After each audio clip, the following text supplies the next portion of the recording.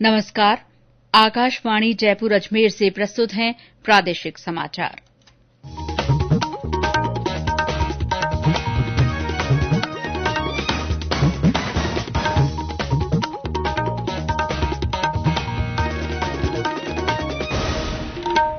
मुख्य समाचार। देश ने मात्र 11 दिनों में रिकॉर्ड 10 करोड़ कोविड टीके लगाकर ऐतिहासिक उपलब्धि हासिल की। केंद्र ने डेंगू के मामलों को देखते हुए राज्यों को जांच किट और दवाइयों की उपलब्धता सुनिश्चित करने को कहा। सेना की ओर से जयपुर में लगाई गई हथियारों और उपकरणों की प्रदर्शनी को विद्यार्थियों और युवाओं ने उत्साह के साथ देखा। और प्रदेश में कई जिलों में बारिश, मौसम विभाग के अनुसार राज्य में मानसून के 10-15 दिन और रहने के आसार। समाचारों के साथ मैं शीला चावला। देश भर में 18 वर्ष से अधिक आयु वर्ग के लिए सरकारी केंद्रों में निःशुल्क कोविड टीकाकरण अभियान जारी है। युवाओं से आग्रह है कि टीका जरूर लगवाएं और अन्य लोगों को भी इसके लिए प्रोत्साहित करें। जब तक आवश्यक न हो घर से बाहर न निकलें और सुरक्षा के 3 सरल उपायों का पालन करें। मास्क लगाएं, 2 गज की सुरक्षित दूरी बनाए रखें, हाथ और चेहरा साफ रखें। और अब समाचार विस्तार से। केंद्रीय स्वास्थ्य मंत्री मनसुख मांडविया ने कहा है कि देश में अब तक कोविड वैक्सीन की 80 करोड़ डोज दी जा चुकी हैं। श्री मांडविया ने इस बड़ी उपलब्धि के लिए देश को बधाई दी। उन्होंने कहा कि ये दुनिया में सबसे तेज और सबसे बड़ा टीकाकरण अभियान है। केंद्रीय मंत्री ने कहा कि पहली 10 करोड़ डोज देने में 85 दिन लगे और इसके बाद 10 से 20 करोड़ डोज देने में 45 दिन लगे। उन्होंने कहा कि 70 से 80 करोड़ डोज देने में केवल 11 दिन लगे हैं। कैबिनेट सचिव राजीव गौबा ने आज कोविड प्रबंधन और रणनीति पर विचार के लिए एक उच्च स्तरीय समीक्षा बैठक की अध्यक्षता की। ऑनलाइन आयोजित की गई इस बैठक में स्वास्थ्य सचिव राजेश भूषण और नीति आयोग के सदस्य डॉ वीके पॉल मौजूद थे। केंद्रीय स्वास्थ्य सचिव ने बैठक के दौरान 11 राज्यों में सेरोटाइप द्वितीय डेंगू की उभरती चुनौती का उल्लेख किया। उन्होंने सुझाव दिया कि राज्यों को शुरूआत में ही मामलों की जांच करनी चाहिए और एक हेल्पलाइन शुरू करनी चाहिए। इसके अलावा जांच किट और दवाइयों की भी उपलब्धता सुनिश्चित करनी चाहिए। उन्होंने कहा कि राज्यों को तेजी से जांच और कार्रवाई के लिए जांच दल तैनात करने चाहिए। इसके अलावा बुखार सर्वेक्षण और नियंत्रण के लिए कदम उठाए जाने चाहिए। उच्चतम न्यायालय के कोलेजियम ने त्रिपुरा हाईकोर्ट के मुख्य न्यायाधीश अकील कुरैशी का तबादला राजस्थान हाईकोर्ट में और राजस्थान हाईकोर्ट के मुख्य न्यायाधीश इंद्रजीत महांती का ट्रांसफर त्रिपुरा हाईकोर्ट में करने की सिफारिश की है। कोलेजियम ने एक साथ 8 न्यायाधीशों को पदोन्नति देकर विभिन्न हाईकोर्ट में मुख्य न्यायाधीश नियुक्त करने और 5 मुख्य न्यायाधीशों सहित 23 अन्य हाईकोर्ट न्यायाधीशों के तबादले की सिफारिश का निर्णय भी लिया है। कोलेजियम आगे की कार्रवाई के लिए इन नामों को केंद्र सरकार को भेजेगी। लोकसभा अध्यक्ष ओम बिरला ने कहा है कि संत और आचार्य समाज में हमेशा अपने आध्यात्मिक ज्ञान से नैतिकता और चरित्र निर्माण करते हैं और इसीलिए भारत की संस्कृति समृद्ध और गौरवशाली है। श्री बिरला ने आज भीलवाड़ा में जैन आचार्य महाश्रमण से मुलाकात के बाद कहा कि उनके बताए सद्भावना, अहिंसा, नैतिकता और नशा मुक्ति के मार्ग का अनुसरण सभी को करना चाहिए। ये समाचार आकाशवाणी जयपुर अजमेर से प्रसारित किए जा रहे हैं। प्रादेशिक समाचार बुलेटिन आप हमारे ट्विटर हैंडल @AIRnews_जयपुर, फेसबुक पर AIR न्यूज राजस्थान और यूट्यूब पर राजस्थान AIR न्यूज पर भी सुन सकते हैं। समाचारों में आगे बढ़ने से पहले कोरोना जागरूकता संदेश। चलो मिलकर एक शुरुआत करें, चलो एक फैसला आज करें। मास्क नहीं तो टोकेंगे, कोरोना को रोकेंगे।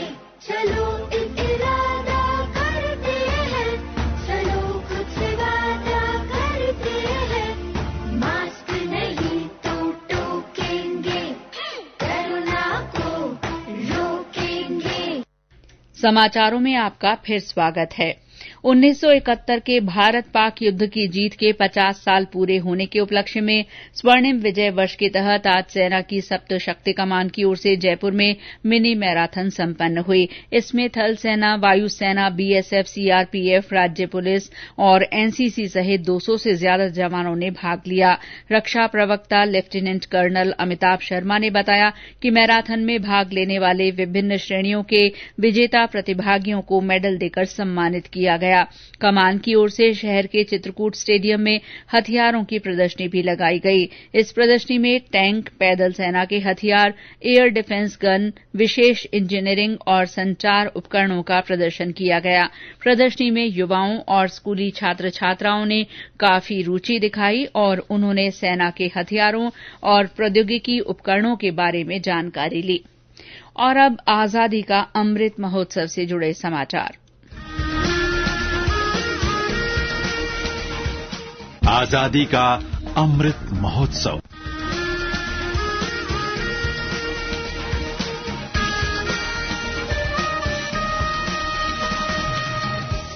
आजादी का अमृत महोत्सव के तहत भरतपुर में जिला स्तरीय फिट इंडिया फ्रीडम रन का आयोजन महारानी श्रीजया कॉलेज परिसर से किया गया। सांसद रंजीता कोली ने रन को हरी झंडी दिखाकर रवाना किया।